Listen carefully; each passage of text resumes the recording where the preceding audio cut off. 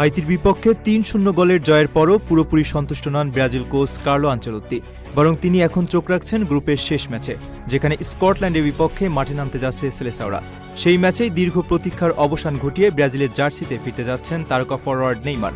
Match শেষে Ancelotti নিজেই নিশ্চিত করেছেন নেইমার স্কটল্যান্ডের বিপক্ষে খেলার জন্য প্রস্তুত থাকবেন।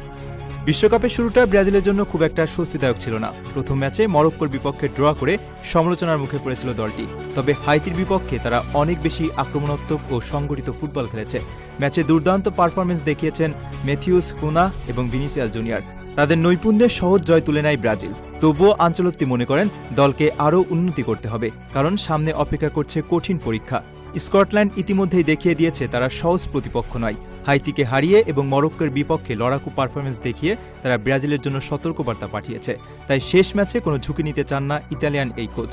সবচেয়ে বড় সুখবর অবশ্য নেইমারকে ঘিরেই। চোটের কারণে বিশ্বকাপের প্রথম 2 ম্যাচ খেলতে পারেননি ব্রাজিলের সর্বকালের সর্বোচ্চ গোলদাতা। তবে পুনর্বাসন প্রক্রিয়া শেষ করে তিনি এখন ফিরতে প্রস্তুত। আনচেলত্তি জানিয়েছেন নেইমার ব্যক্তিগত অনুশীলন শেষ করে দলের সঙ্গে পূর্ণাঙ্গ অনুশীলনে যোগ দিবেন এবং স্কটল্যান্ডের ম্যাচে তাকে পাওয়া যাবে।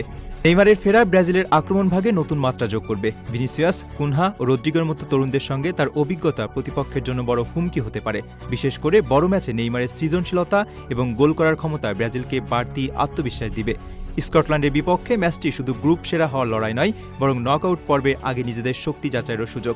আনচেলত্তি চান তার দল আরও ধারালো হোক এবং প্রতিটি বিভাগে উন্নতি করুক। তাই হাইতির বিপক্ষে জয়কে তিনি শেষ গন্তব্য নয়, বরং কিছু শুরু হিসেবে দেখছেন। এখন ব্রাজিল সমর্থকদের সব অপেক্ষা এক জায়গায়, নেইমারের প্রত্যাবর্তন। বিশ্বকাপের মঞ্চে তার উপস্থিতি যে আলাদা উত্তেজনা তৈরি করে তা নিয়ে কোনো সন্দেহ নেই। স্কটল্যান্ডের বিপক্ষে তিনি মাঠে নামলে শুধু ব্রাজিল নয়, পুরো ফুটবল বিশ্বই হয়তো আরেকবার দেখতে পাবে নেইমারের জাদু।